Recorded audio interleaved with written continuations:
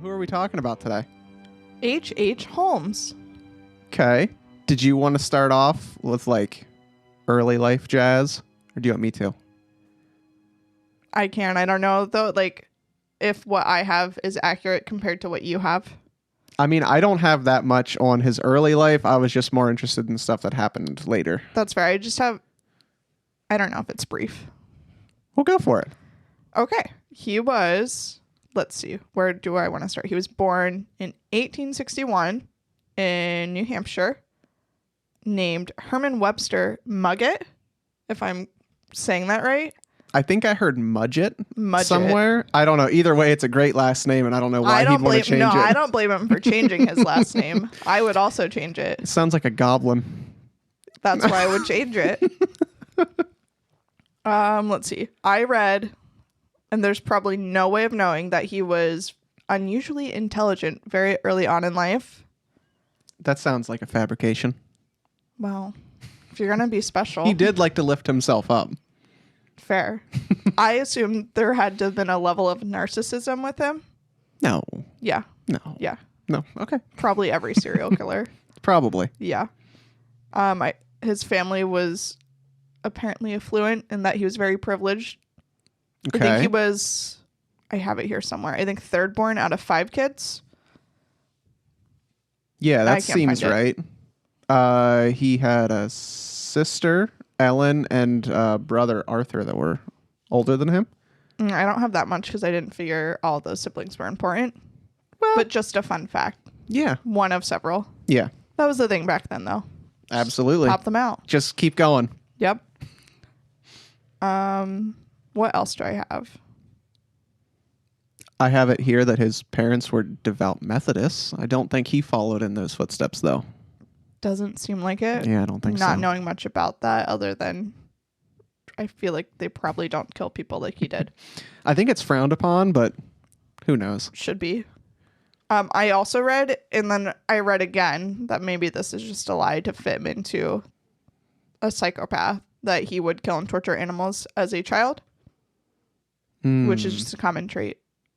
I wonder if that was like they have some evidence of that, or that's just what people think now, so they figured they would like try and fit that into him. That's what I figured without, Yeah. I don't know how you would know. I don't know. So long ago. I don't know when that like trope started. Right. I think, well, I might have a little more on his background. Okay, yeah. Here I can confirm that I wrote he was the third born out of 5. Okay. Oh. Rumorly, he also had a violent father. Mm-hmm. Which also just might be more of them later people trying to fit him in. Yeah, like trying to mold. profile him. Mm-hmm. Mm-hmm. He graduated high school at the age of 16, which was probably normal in the 1800s. Probably. Married by 17. Also normal. Had a kid like right after that. Normal. Also normal, yeah. And then just before he gets to Chicago, he started school at the University of Vermont. Didn't like it or something, so he left and switched to the University of Michigan. And he graduated from there. And then that kind of leads into crimes. Yeah. So there was my accounts, at least. Yeah, I mean your accounts. They're like all over Lies. the place, and they're all lies. Fiction. Apparently. But I guess while he was at university, he was suspected of doing some shady dissecting of human bodies, because it was like super popular at the time for medical students to be pretty much grave robbers. Yeah, I read that he would like steal the corpse and use them for insurance claims to be like, this person died. Yeah, it seems to be a recurring somehow he theme. gets the life insurance money. I don't know how that all works. I mean, I can't imagine at this time in like the late 1800s that they were really, I don't know, adept at figuring I found out this fraud. dead body. Can I have the money for this person? Yeah, right? Yeah, so it seems like insurance fraud was his big.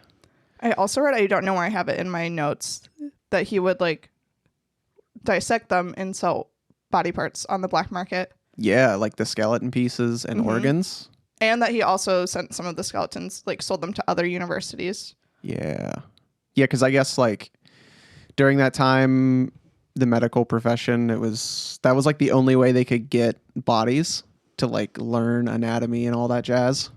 So they just had Gross. to go to buying stuff off the black market or just digging up corpses themselves, both of which are frowned upon today. It was the 1800s. It didn't matter back then. Nothing mattered back then. You have to learn somehow.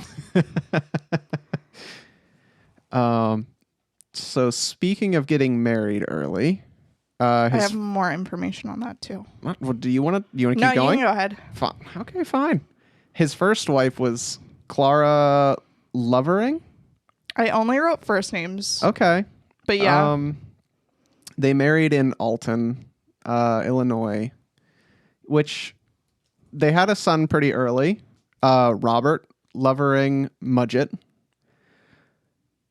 He was born on February 3rd in 1880. And he actually went on to not be like a scumbag.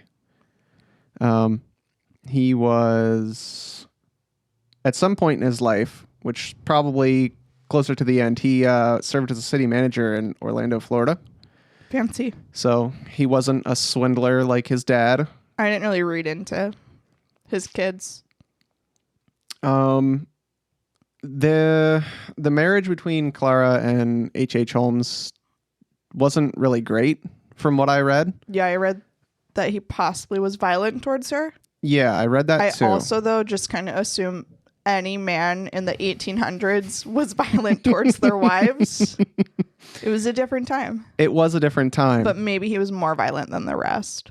I mean, everything that I read pointed to whenever he finished college, he basically just figured that he was better than her and just started pursuing other women. So she just left. Yeah. She just moved away. Well, I wrote something that doesn't make sense for where she moved back to because I don't know what I wrote here, but I think they moved back to New Hampshire. No, where did they move back to? What'd you write down? It's just letters. It was supposed to be NH clearly for New Hampshire, but it's not. So let's just move on. What is it? I want to know. It's just NW, but like, what was I writing? I don't know. Nope, the W and the H aren't even next to each other on the keyboard, so Okay. whatever. All right. I know what I meant. Okay.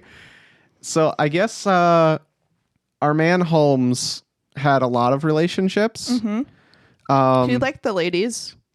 That's what people say.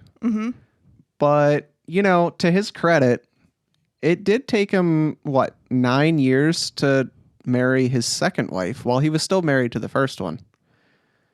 Apparently, at the end of his life, it was supposed that he was married to 3 different women. I think that's what I have, and that he was never actually divorced from. Well, yeah, I guess. No, I don't know. Maybe the first wife eventually might have got divorced. I don't remember. I have, that 9 years later, he married, is it Murda? How do you say that name? I think so. Murda? Okay.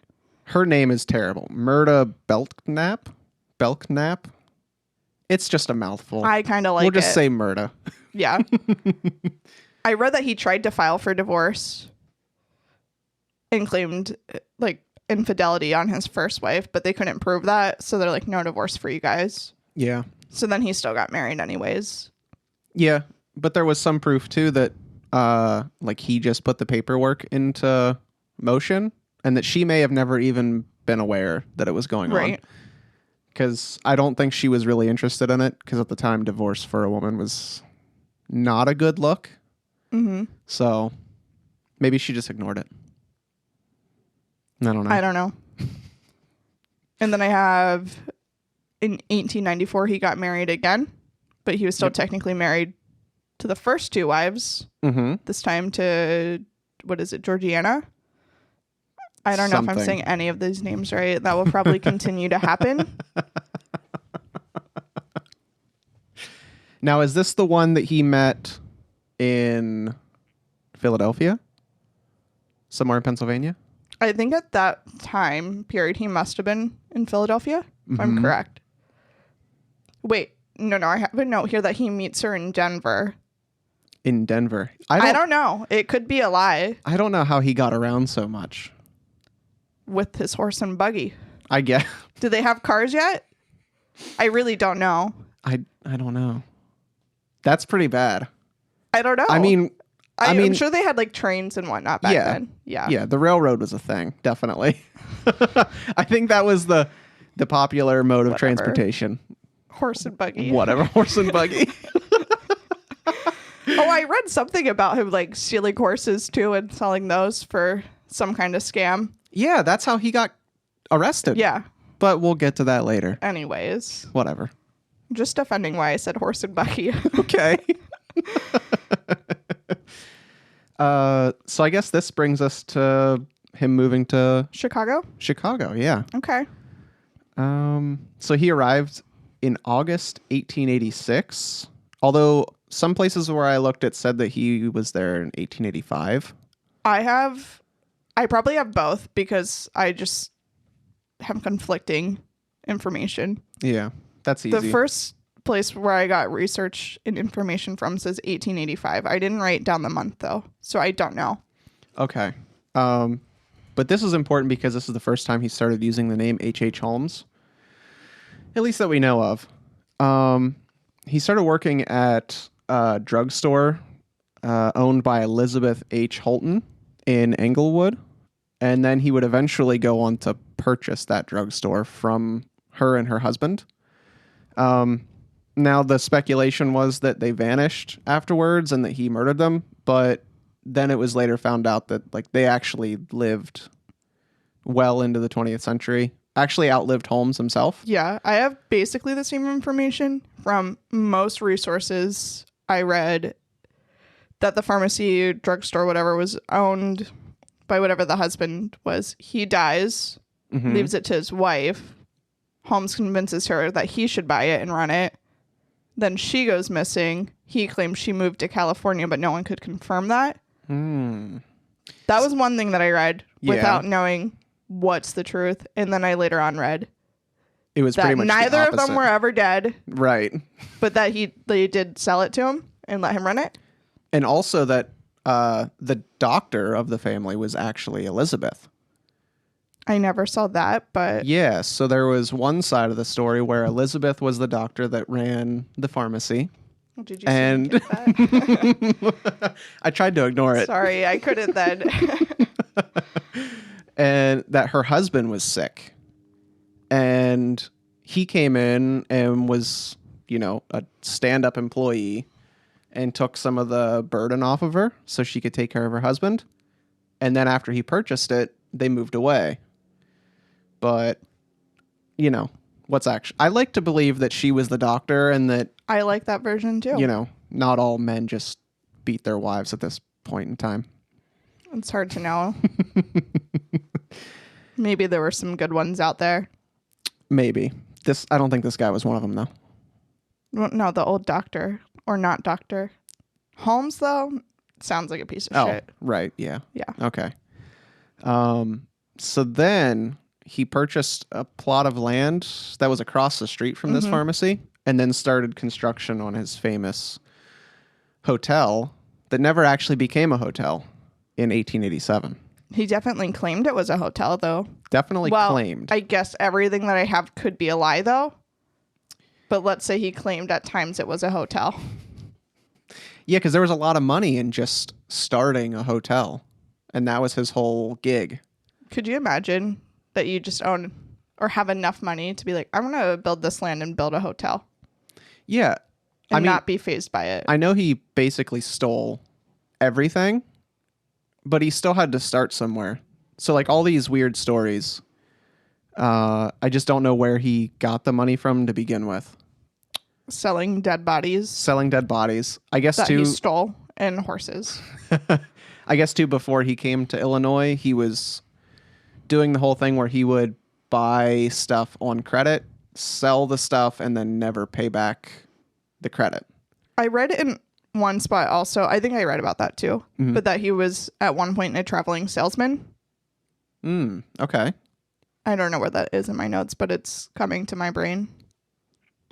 Okay, I don't think I read that, but it wouldn't surprise me. Yeah. It Traveling seems like salesman, I think it was books that he was selling, and he was supposed to turn in the money from sold books, and then he would just pocket it all.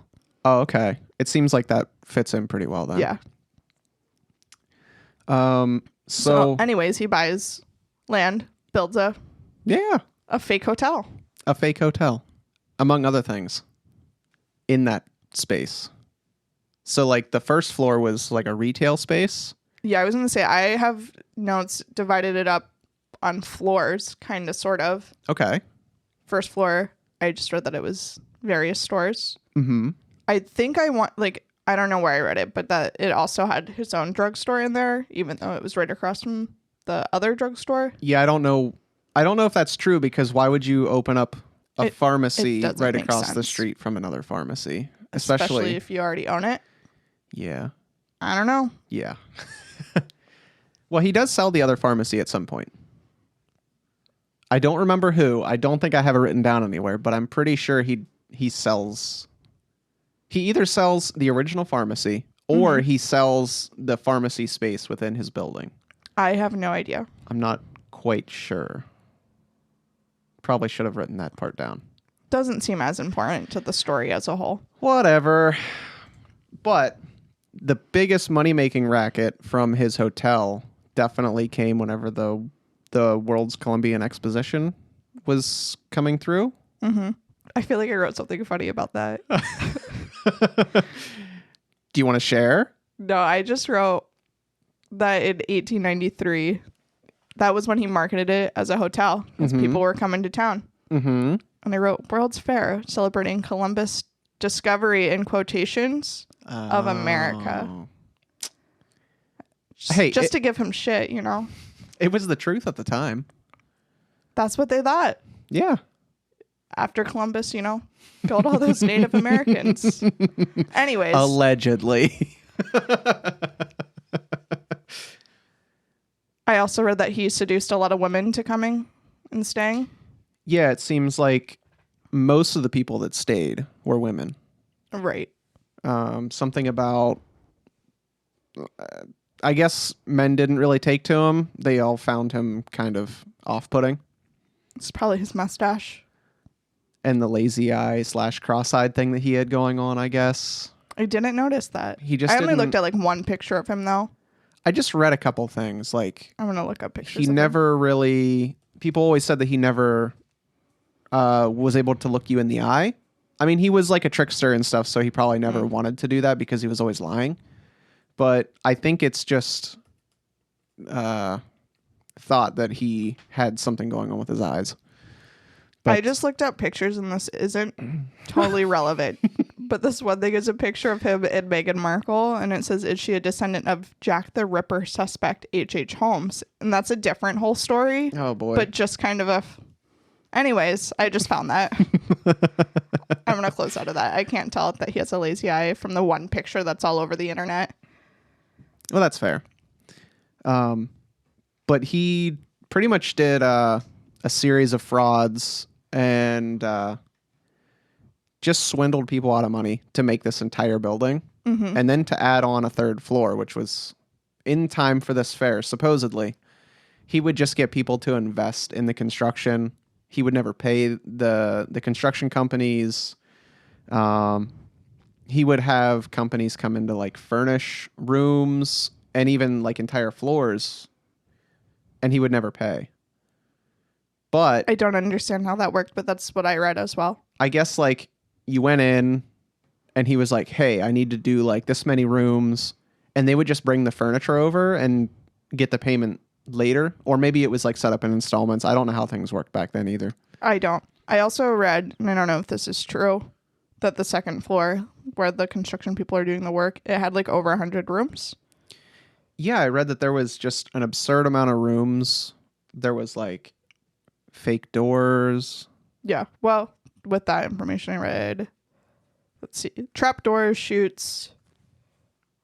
There was more, but that's all I'm seeing in this one little thing I'm looking at. There was just a lot of weird stuff. Oh, I think he had like soundproof rooms too. Yeah, there was soundproof rooms. Oh, some had like a gas chamber. Yeah, they were like airtight. And apparently, like in the closet in his bedroom, he could control these gas lines that fed into rooms to just kill people. I don't know. There was like chutes that went down to the basement where he had incinerators and a bunch of like surgical tools and tables so he could dissect bodies, vats of acid where he could just get rid of garbage. Unfortunately, most of that stuff turned out to be false, though. That's disappointing. I'm just going to choose to like the story version better then. I mean, I guess among all of the other things going on at this time, newspapers didn't really have to do any research. They just wrote about whatever they wanted. Like someone That still had sounds like what they do today. someone had an opinion and they just wrote a story, just made it up. I think I also read somewhere. I'm trying to find it in my notes. Let's see. I can't find it. So, fun little fact while you're looking for that. In regards to like the furniture companies, there was a claim made by some that when they came to repossess the furniture because he wasn't paying, they couldn't find any of it. And they would find it behind the walls and in secret passages. There was a space in between the first floor and the second floor where they found just a bunch of either construction materials or furniture that he would just take from the site before the companies would leave and just hide it so they couldn't take it back from him. So I don't know. This whole thing was super well thought out, despite him being a jerk. He sounded kind of smart. Yeah. I mean, I there was a famous like passage that went from the pharmacy up to the second floor where employees would actually go in there and take naps. So That's nice. There were people that knew about some of the legitimate things about the hotel, but most of it turns out to be false, like the torture chambers and stuff. Yeah. So I found what I was going to say, that, you know, he has all these interesting rooms that are either soundproof, have gas chambers. The basement has, you know, whatever, all this torture equipment. But then what I later read was that they just wrote in like pulp fiction stories in the early 1900s about him. Yeah. Or what had happened. I lost my spot again. But just that it was a lot of 20th century fiction and that equipment wouldn't have existed at his time period. Oh. Well, that's a little disappointing that like it was that far off. You know, that stuff wouldn't have existed. Not that this is important really, but like at the end of all my research, I just read that it's a great like telltale of an American serial killer, meaning everything is exaggerated about what had happened. Yeah. I mean, I kind of wish that some of this stuff was real. Like that he had all these torture rooms. It makes for a good story. Yeah. I don't know if you also read that they were going to keep the building and then kind of turn it into a museum or something after his arrest. No, I didn't. Yeah. And I was like, that's so cool. I wonder if it's like still a thing you can visit. And then I read, oh no, it burned down. Yeah. And then it became a post office. And then I thought, is it weird that I want to go see that? I mean, I would love to go see it if it was still standing. It's really lame that a post office just took over. I wouldn't want to work in that post office then. No. The only thing I could think about whenever I was reading about the whole building and its construction, have you ever heard of the Winchester Mansion? Nope. Side note, it's the wife of, I don't know his name, but the guy that created Winchester, which is a gun and ammunition company. That was the only thing I was thinking of. Okay, so like, maybe that's wrong. He was so guilt-ridden over the fact that his products were used in wars and was responsible for so many deaths. He killed himself. He left everything to his wife, and his wife went insane and started building onto this house, and she believed in ghosts and stuff. So what she did is she created this mansion that had hallways that went nowhere, rooms that had no doors that led to no rooms, staircases that would like go just into a wall to try and like confuse spirits. and then I think she eventually just killed herself. But I thought it was just hilarious that there was so many things similar between that story and this story. They could have been star-crossed lovers. They could have been. I also don't know when this Winchester Mansion thing took place. Probably not at the same time period. But I don't know. Guns and ammo, they've been around for a long time, I think. But also it's a good story, right? Yes. Yeah. So I guess we're into like actual murders, of which there's not many confirmed, right? So I read he killed somewhere between 20 people to 200 people. Quite the range. Quite the range. Yeah. So just sticking with the castle for a moment, I read that he would put out ads in newspapers to find women to work at the hotel, as he called it. And that many women were seen entering but never leaving. And that he also would put out ads saying he's a wealthy man looking for a wife, even though he, you know, at least had probably 2 at this point. Yeah. Okay, so this is a theme with him of having like multiple women. How did the other ones not see it? I don't know. Like later on, there weren't cell phones to stalk your spouse all the time. I guess.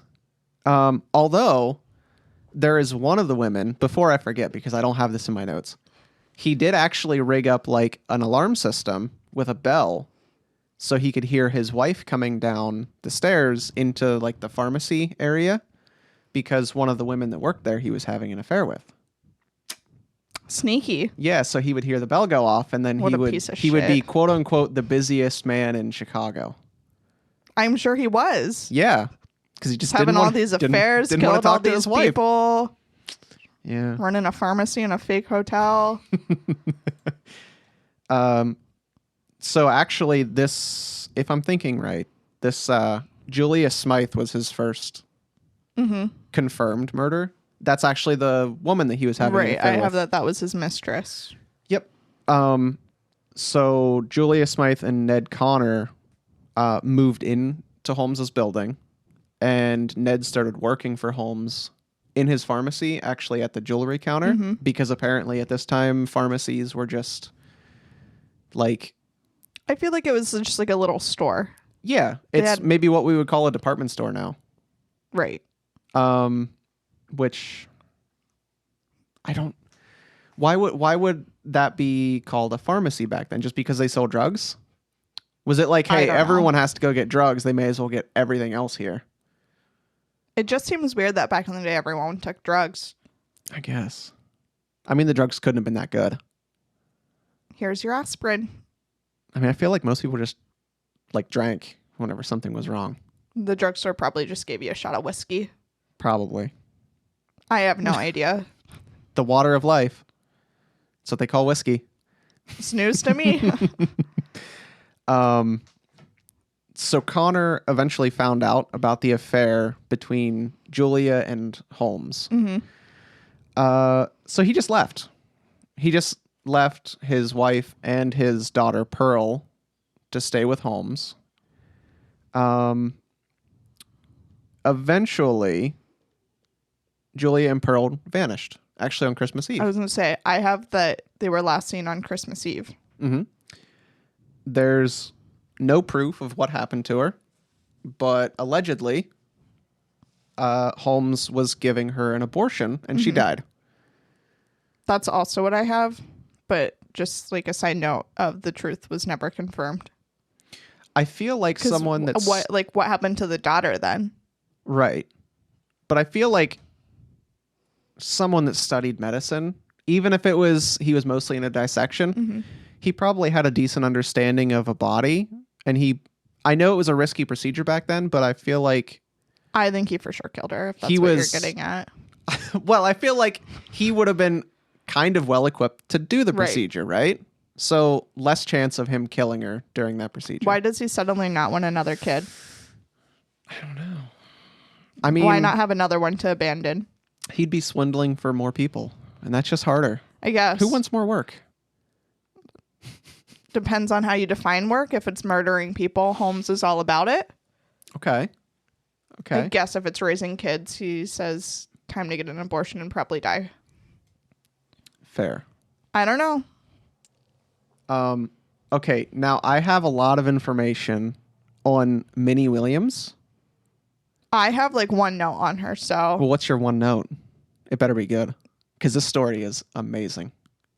I feel a lot of pressure right now because it's not good. It's just that he offers her a job. She accepts. She has property in Texas. He convinced her to transfer that deed to a man named Alexander, which is just one of his aliases. I don't know. I have that he kills her and her sister. I just want to, side note, I can't hear you say the word property without, in turn, in my head thinking bippity boppity. That was a good spot to stop with that story. Okay, I've got a lot of info on this lady. So just sit back Great. and listen to me tell you the story of Minnie Williams, okay? Sounds lovely. All right. So she was born in 1865, shortly after her parents were married. She had two siblings, an older brother, Baldwin Hanscom, and a younger sister named Nanny that was born in 1871. Who names a kid Nanny? I don't know. Sorry.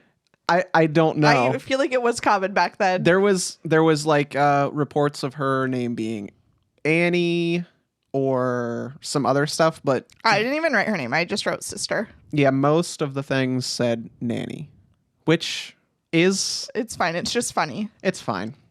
Anyways. Okay, so the children were orphaned pretty early on in life. Their father was killed in 1872 in a railroad accident. He was on a train platform and I guess stumbled and he was thrown against some obstruction and a train came around the corner and crushed his head and just killed him instantly. Well, at least we can confirm there were indeed trains. And yes, exactly.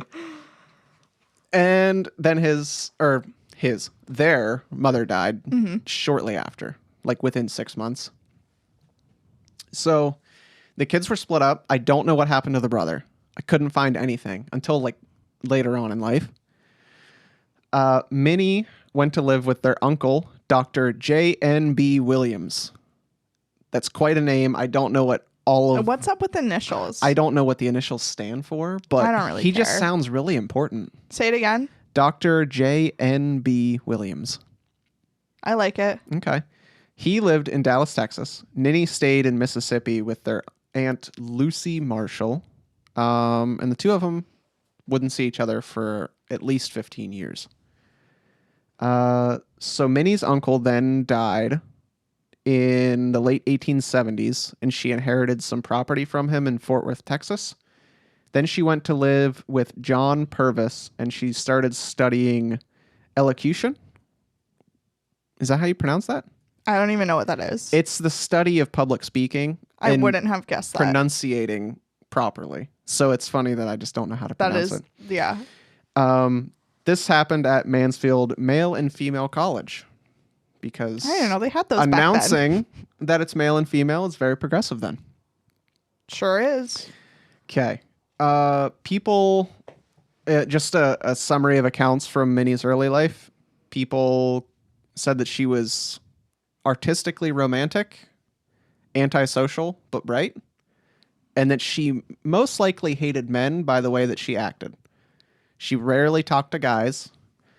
And then she continued studies after she finished at Mansfield at the Boston Conservatory in 1886, where she did a little bit of acting as well. She appeared in some Boston productions called The Tin Angel in 1886, and then was in a musical called The Kitty in 1888. After leaving Boston, she went back down south in 1889 to the home of Reverend Dr. Black, where she was reunited with her sister. At the time, I guess, like, because Nanny was separated from her so young, she didn't even know she had a sister. They were pretty much complete opposites, though. Nanny turned out to be like a devout Christian. She was super docile, easily persuaded. They spent about a year together in Oak Cliff, Texas. And then here's where Holmes comes in. So while she's in Texas, she shows Reverend Dr. Black a photo of a man named Harry Gordon, which was an alias that Holmes would start using later on. Also, somehow, Reverend Dr. Black, I couldn't find any information on this, would actually come to know Holmes personally, but wouldn't actually know of any involvement of him and Minnie until after Holmes was arrested. After this, Minnie ended up moving back east, enrolled in postgraduate work at the New England Conservatory in 1890. She had a close friend, financial advisor, and someone that she considered a father figure there named John J. Massey. And he had commented that she started spending large amounts of money. Kept asking him for financial support. And here, what she did is she tried opening up like a theatrical business, ended up losing everything, and she moved to Chicago. This is where things get a little weird because she eventually meets Holmes. Holmes has one, I guess, story about how they met, where January 1st, 1893, she was going through an employment agency in Chicago to find work, and he met her there and hired her as a secretary. But actually what happened was she landed a job at the Campbell Yates Company as a secretary, and she was the one who signed a letter when Holmes was being sued. He was kicking someone out of a room that he owned because he wanted to rent the room out. She ended up stamping her name as M.R. Williams' secretary on a piece of paper that's still surviving today, dated February 15th, 1893. So, shortly after this happened, she did start working for Holmes, and they started a relationship, basically parading around acting like they were already married, but there was, to everyone's knowledge, there was no like formal ceremony or anything like that. And then Is Murda still in the picture? Yes. Okay. So Holmes I figured. Holmes is still technically married to Clara and Merida. Right. But he's living with Merida and has a child with Merida right now. Are they living at his castle? Yes. Okay. I guess we skipped over the fact that they had a child, right? No. I have it in my notes. I don't remember if we ever said it. I think I said something about him. Yeah, we mentioned that they had a child, but whatever. It's a kid. Yeah, they weren't important in my notes. I guess. I mean, they play a small part. Very small part. Where am I at? See, now I lost my spot. Holmes and Minnie are acting like they're married. Yes. Okay. I'm back there. Okay, so then Minnie sends a letter to her sister Nanny saying that there was multiple letters. Some of them seemed like they came across as she was getting married or she was already married to a wealthy doctor by the name of Harry Gordon. Same name used a couple years earlier whenever she showed a picture of a guy that she met in Boston to Reverend Dr. Black.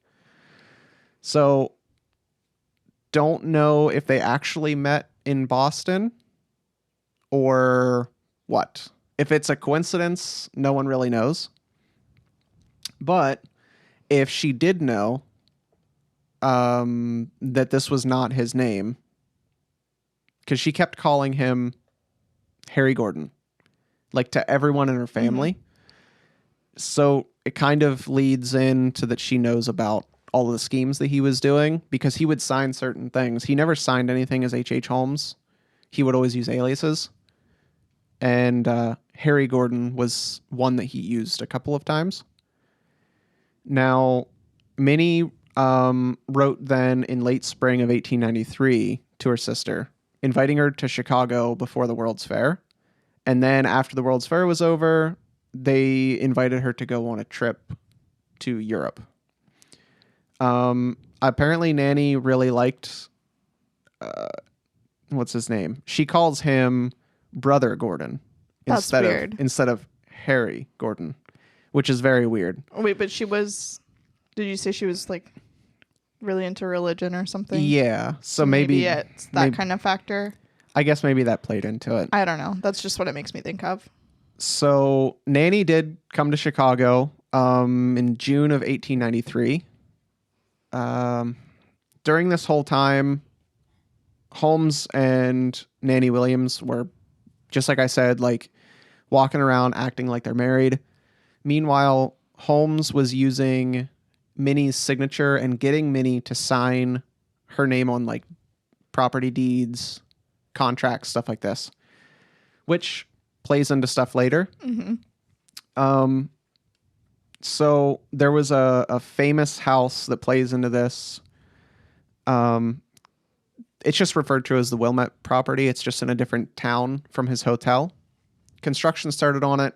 He contacted all of these supply stores, furniture stores again, various construction companies using Minnie's name to get work started. Never ended up paying. And collections came, and they couldn't find Minnie at all.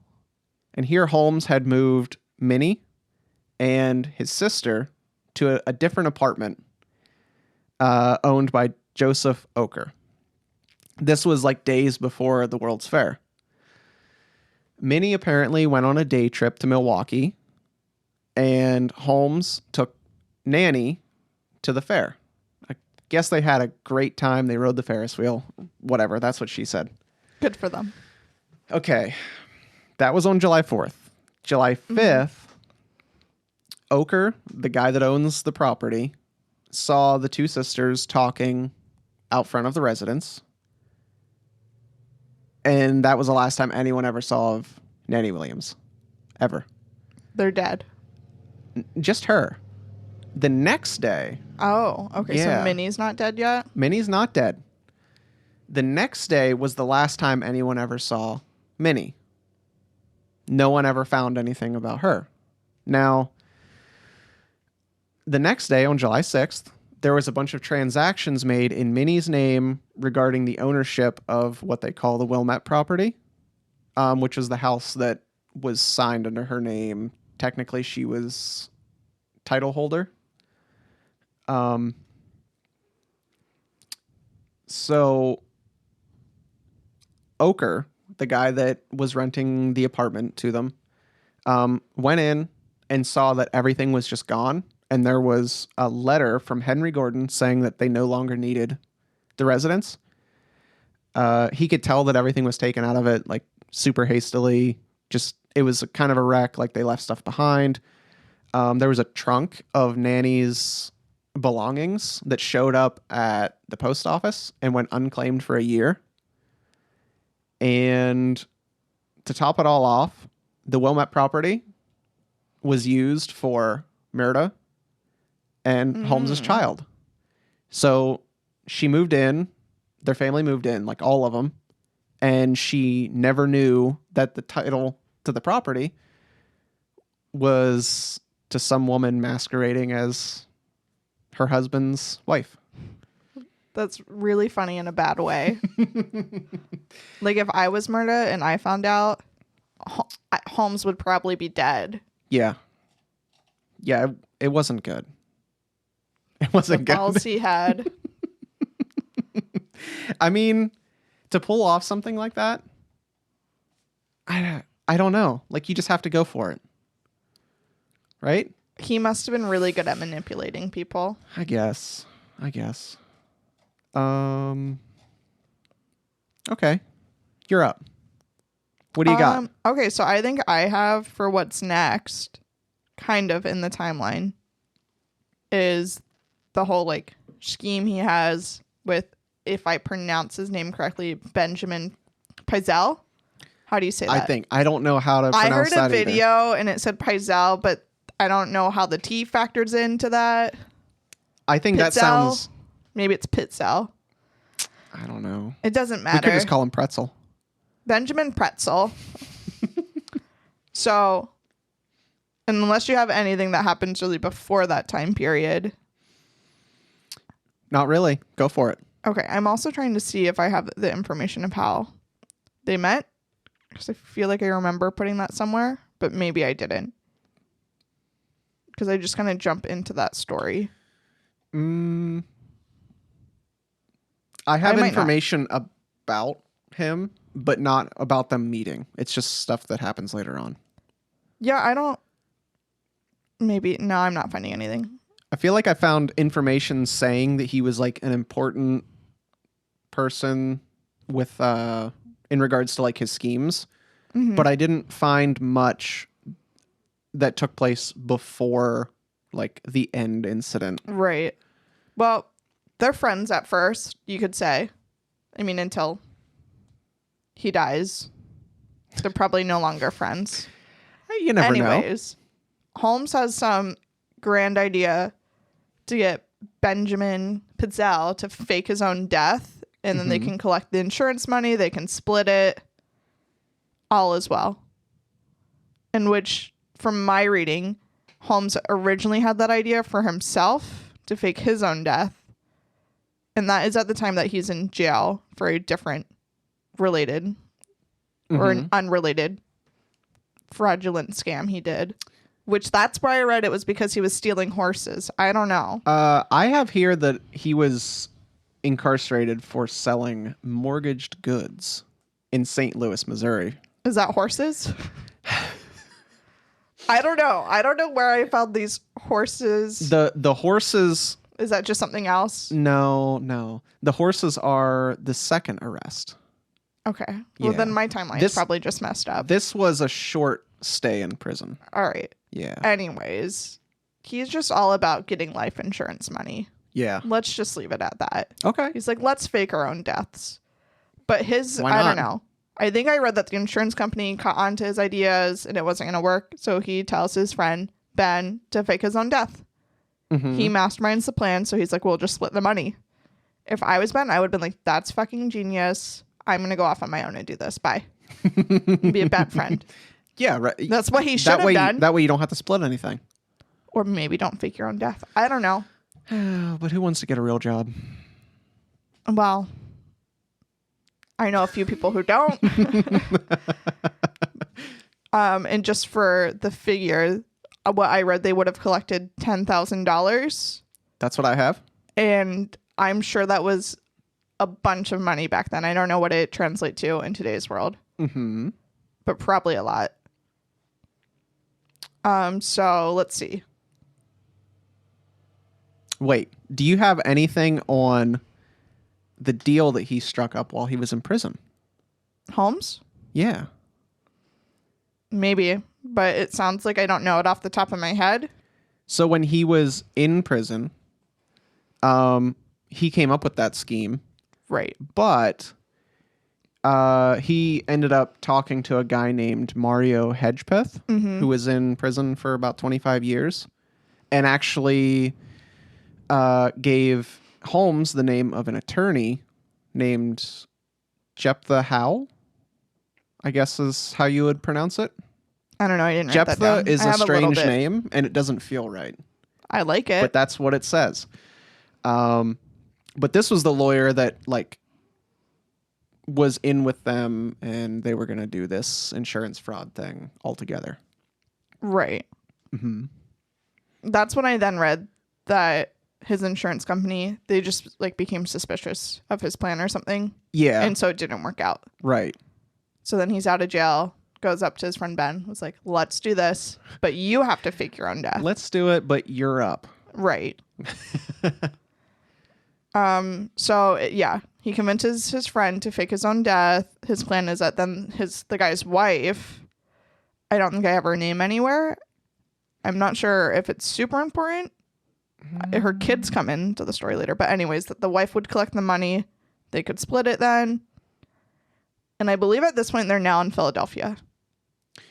Yeah. So Benjamin was supposed to be playing the role of an inventor in Philadelphia that gets killed by a chemical fire in his lab. That's why it takes place in Philadelphia, Okay. I guess. Holmes's role was that he was going to find, a dead body because he's good at getting the dead bodies. Yeah, and of they'll just be course. like, this is Benjamin. Know your strengths. Right. But so what I read is that instead Holmes just kills him. Naturally. I read he knocked him out with chloroform possibly and then set the body on fire. Yeah, that's what I read. I read some confusing stuff about Okay. the order of how that happened. I think I did too. Something about the insurance and how they were trying to figure out if it was a fraud or like if he had chloroform first and then died from the Right. fire, they would know that it was not a suicide. Right. Right. But now I don't remember the details. I don't know. I have in my notes that Holmes did end up collecting the insurance money because they decided it did look like a suicide. Mhm. Whether or not that's accurate, I don't know. Okay. Let me just, I have this in 2 different sections in my notes, which is probably not organized, but That's fine. I just want to make sure I'm not missing anything. Not everyone can be perfect like me. Yeah, that's fine. Whatever. So I also have, and this I don't think makes sense. No, maybe it does. No, wait, that's something else. Never mind. That's why it wouldn't make sense. wait, what? Because my notes are a little disorganized. That's how I live my life sometimes.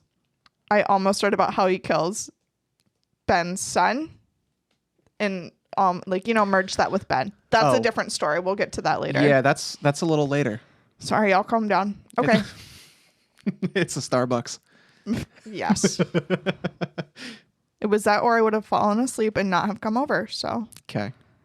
all right. So let me just go back to my more organized notes here. So, yeah.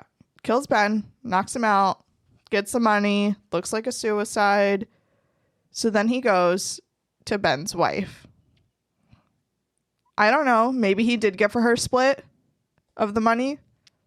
Or maybe she had it and gave him his share. I don't know.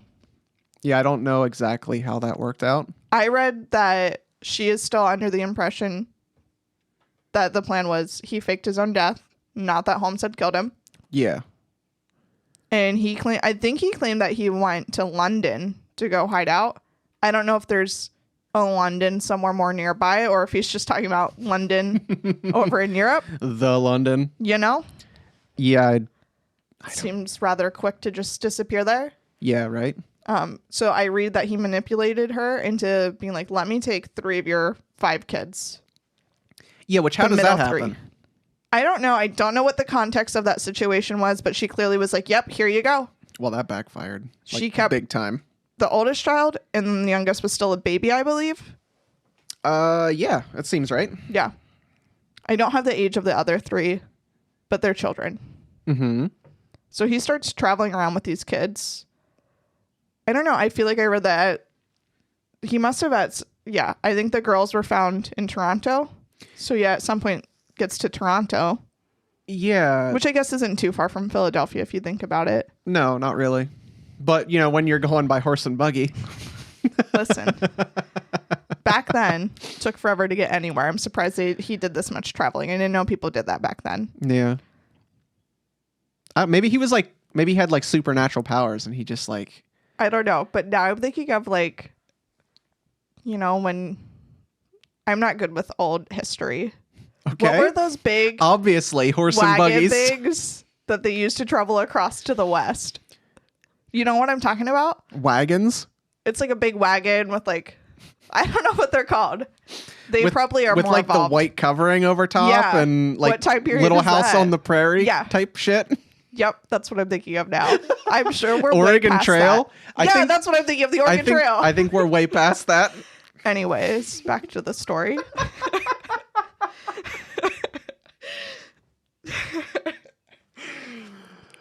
Oh, I have no sense of timeline. okay. I didn't do well in history. Well, you're going to learn all the history that you need through reading about serial killers. Exactly. Yeah. Who needs to know about the Oregon Trail? Did you say Oregon Trail or Oregon Trail? I don't know. What did I say? Play it back. Okay, so he has the 3 kids. They travel around. Where am I at? Everything's gone completely off the rails. All right. So the two daughters are Alice and Nellie that he has, and the son is Howard. Is that what you have? Yes. Okay. Yeah. Not that I cared too much about names, but they die, so I figured I should at least mention them by their names. So at whatever point in his travels, he decides when he's in Toronto, he has this like large trunk. Mm-hmm. And he's like, just forces Alice and Ellie inside of it. Still alive. Locks them in. Drills a hole. Puts like a little hose through the hole. And just puts gas in there. Kills them. Quick and easy. I don't know. I imagine two little girls in a trunk screaming. You just walk away. I guess I'm not a murderer. I guess that's why it would be easy for me. You just... He puts the apparatus together. He leaves the house, closes the door, just goes in the town, comes back an hour Wipes later. his hands off. My work here is they're done. Both dead. Still has the boy, though. Yes, for now. Right. So my notes, they're not fully in order, but then I just have that a police officer who's investigating Holmes, ends up finding the girls in whatever home in Toronto. Mm-hmm. So then with the boy, I read that he ends up in Indianapolis next, and that he just drugged him to kill him. And then I read that he chopped up the boy's body, like dismembered it, and then put him in an oven and burned the pieces. Yeah. And they were, or maybe it was in a chimney now. I don't know. I have oven and I have chimney, but they found like his teeth and bones, and that's how they were able to identify that it was Howard. That's what I have too. Okay. Although it is a little confusing because I had chimney, so it makes it seem like he just like burned him in the fireplace. Right. But I had both, probably from two different resources, mm-hmm. not knowing which one was accurate. Probably doesn't matter. He burned him. Yeah. After he chopped him up. I had that from both of my resources. Fun fact, though, is the Pinkertons were responsible for arresting him after all this. Who are the Pinkertons? The infamous Pinkertons. They're a private investigator agency that's still around today. I think in Pittsburgh. Never heard of them. Wow. Just side note. Do you think any of this inspired like the concept of Dexter? I mean, probably. I mean, Dexter's completely fictitious, right? Yeah. I don't think it's based on anything true. I mean, the show is based off books. Right. But I also have that Holmes was like at least one of the first known serial killers in America. And if he's chopping up bodies, right. There's got to be, I'm sure, whoever.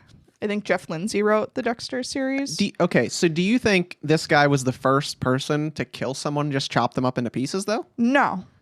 When I read that he's the first, like, one of America's first serial killers, Mm-hmm. I just put, like, a bunch of question marks next to that because we don't know. But is he really a serial killer? It doesn't seem like he killed anyone out of any motive besides they were, like, learning too much or they were getting in his way of, but like, I think schemes. you just have to kill, like, 3+ people to be a serial killer. Yeah, but isn't it, like, you have to fit some criteria that has to feed into some... Torture animals as a kid, fetish have an abusive dad, just wet the bed. You have to check so head many... trauma. Yeah. Should I keep going? Did you have a problem wetting the bed? You might be a serial killer. I don't understand that one. I don't know. That's just a thing I've heard about. Okay. I just Googled serial killer to just copy you down real quick. And the Google definition is a person who commits a series of murder, often with no apparent motive and typically following a characteristic, predictable behavior pattern. He might not have a predictable pattern. He's just like, you're a nuisance in my life. Goodbye. Yeah, exactly. So, like, I think that disqualifies him from being considered a serial killer. That was my original point. I think it was just... I see that now. Yeah. I still want to say he is one and that you're wrong, but whatever. I was going to just admit that I was wrong and didn't convey my thought properly, and then you said that I was right. So I'm just... No, I'm always right. Oh. Okay, so Howard's dead. Just back to the story. Okay.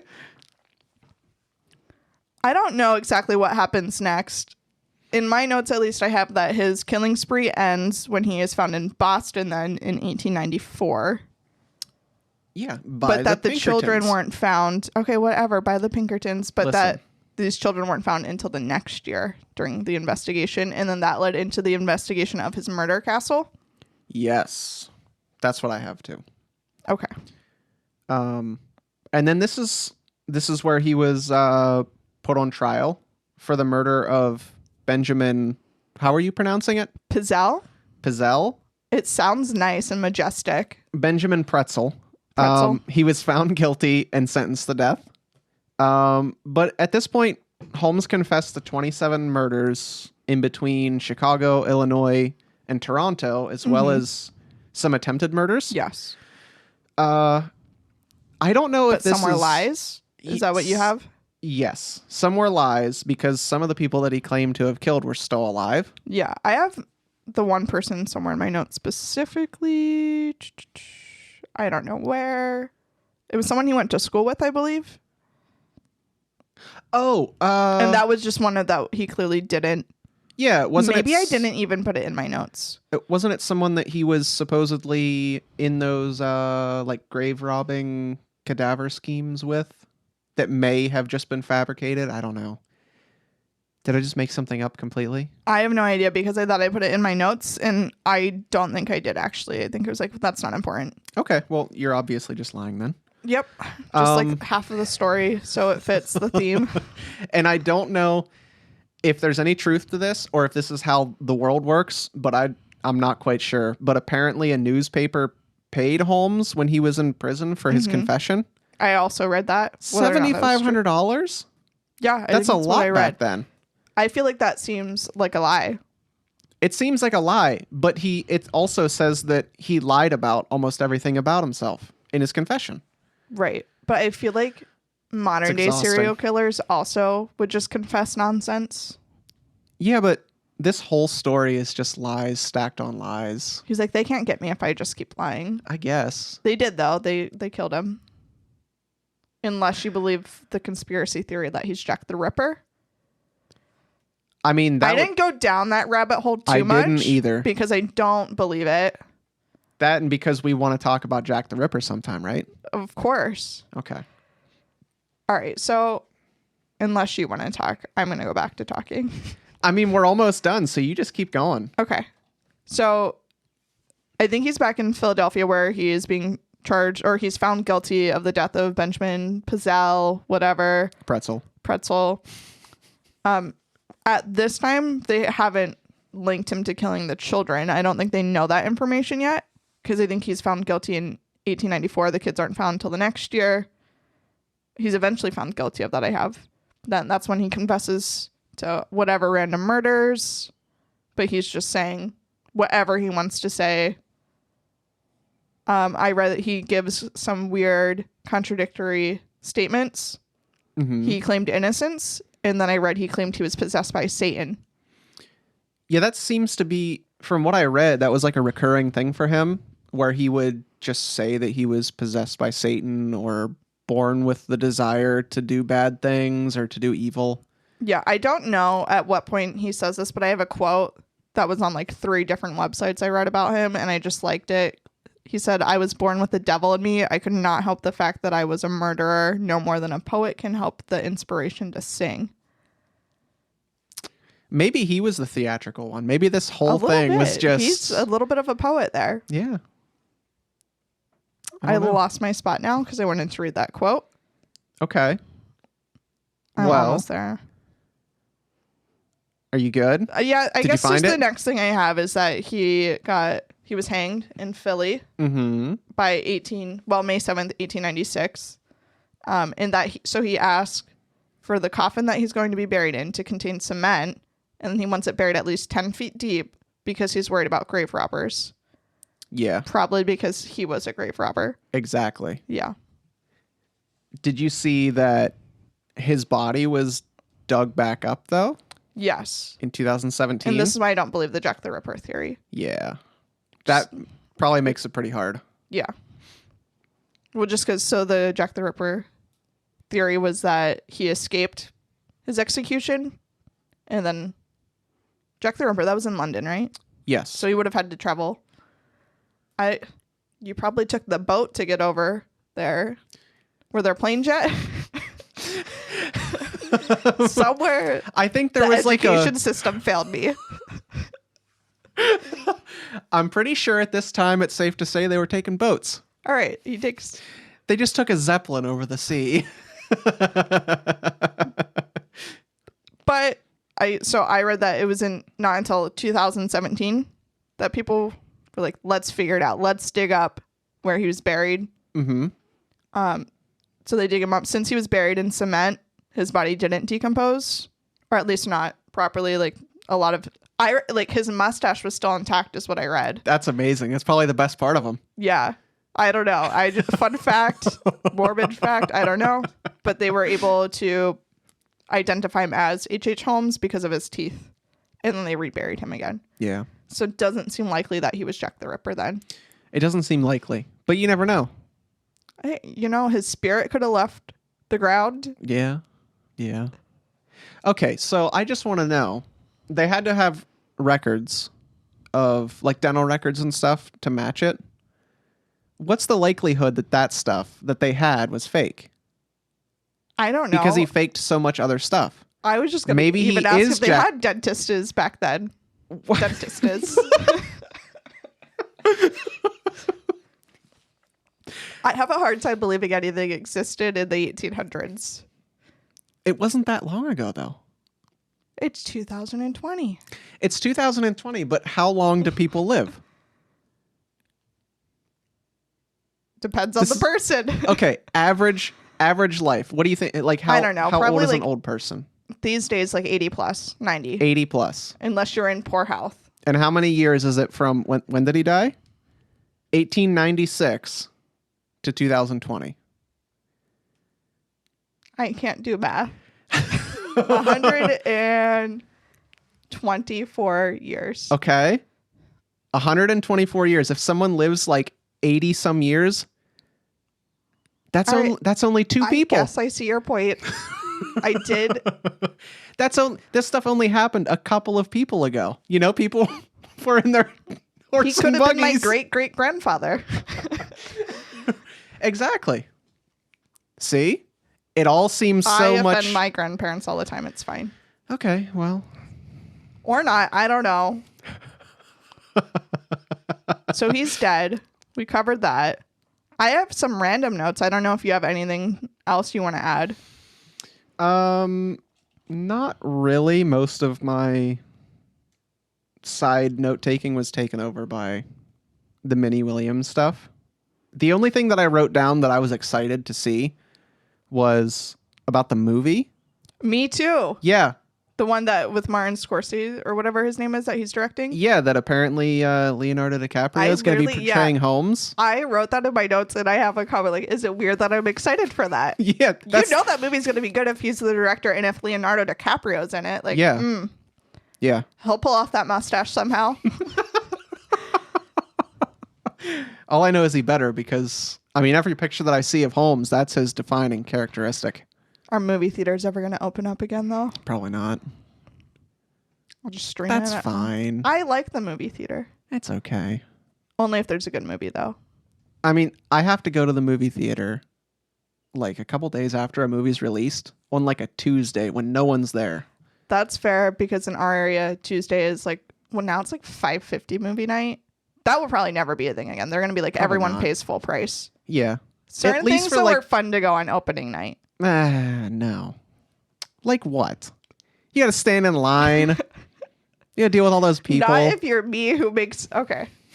Not that this movie was even that great. Whatever the last Star Wars was that came out, I had to work. Yeah. And a bunch of my nerdy friends were going. And I was like, just buy me a ticket, save me a seat. I showed up right before the movie started. Uh-huh. Had my ticket already. Well, we just printed them, so I guess that's why I had it. And I walk in. They saved me a seat in the middle row. Like, I had to walk over everyone. So you just had to climb I over also everything? bought, the huge, Star Wars nerd cup. Yeah. Filled it with soda. I'm like, guys, I'm going to have to pee during the middle of this movie. Have fun when I crawl over all of you again. And I was right. That did happen. That was a tangent. I'm done now. I can't get behind anything like that. It's not a fun time. I'm the kind of person, I'll just sit there and if I got to go to the bathroom, I'll just hold it. I try to, but if I feel like I'm about to wet my pants, it's not worth it. I'd rather miss a few minutes. I don't know. It's just so awkward getting up and just being like, excuse me. I just step Pardon on me? people. I'm like, coming through, watch out.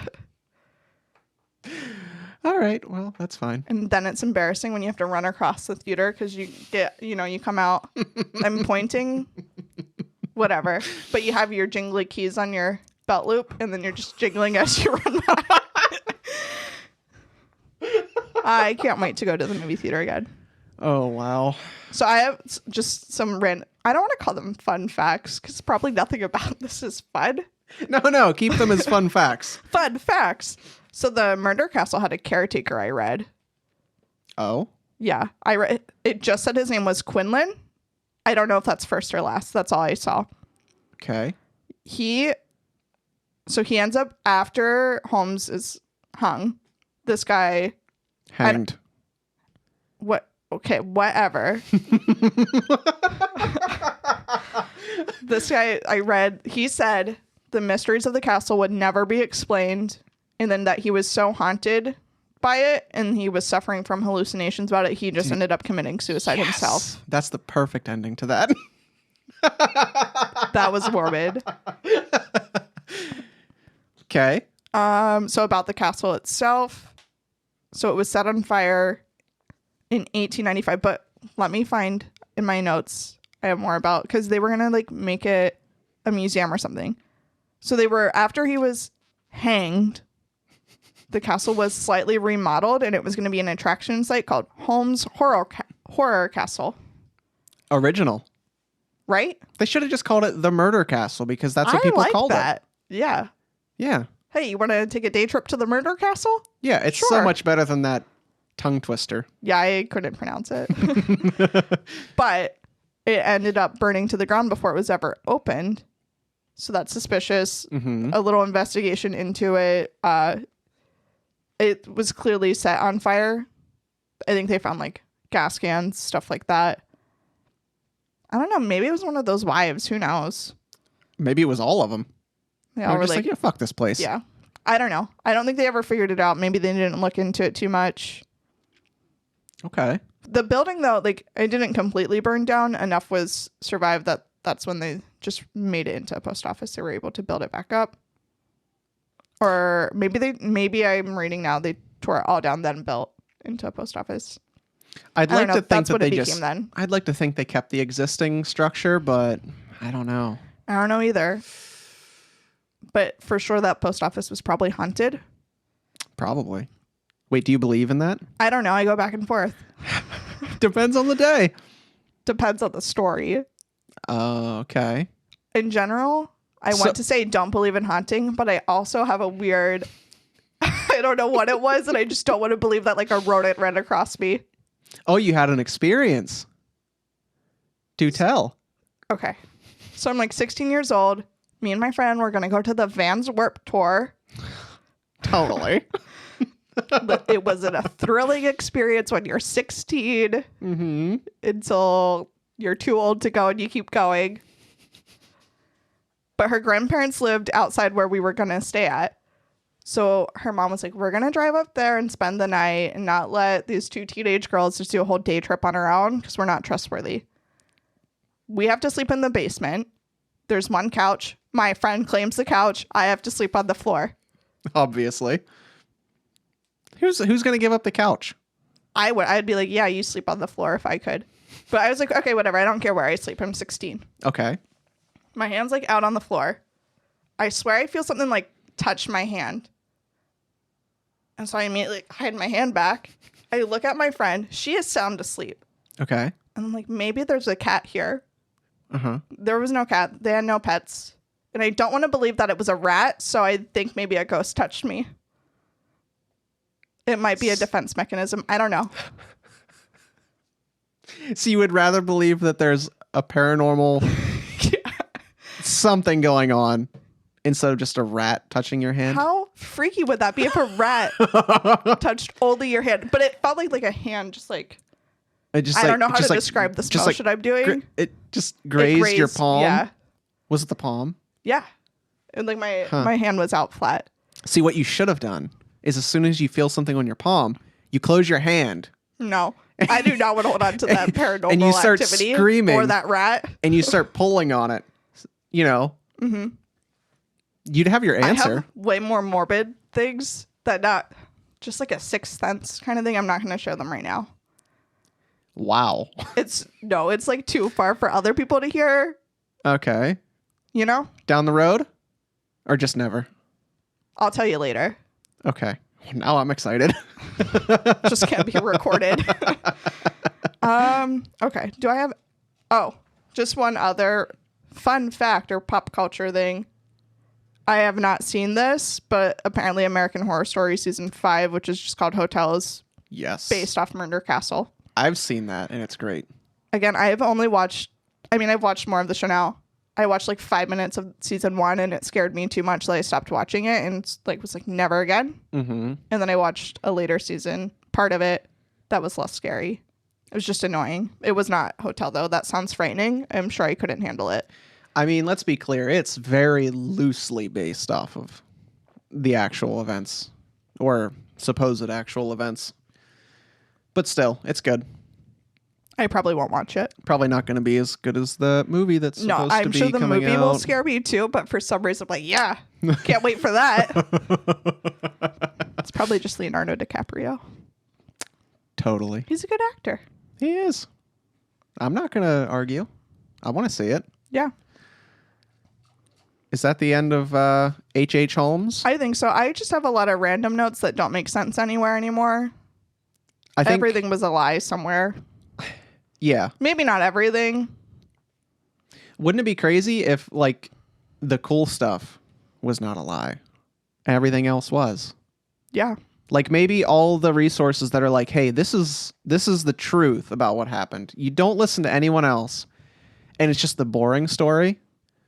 Maybe that's all just fabricated to cover it up. Maybe it's like still a scheme going on today. That's too much for me to think about. It's a lot. Yeah. It's a lot. I think we should probably end it there, right? Yeah, I think so. Okay. I still don't know how to end. One more random note. I read his nickname was Beast of Chicago. That seemed like a better end. I don't... Okay. One Fair of his enough. many aliases. Fair all I enough. got. Yep. Okay. Wow. Are we just going to end it like that? Yeah. Okay. Yep. Fine.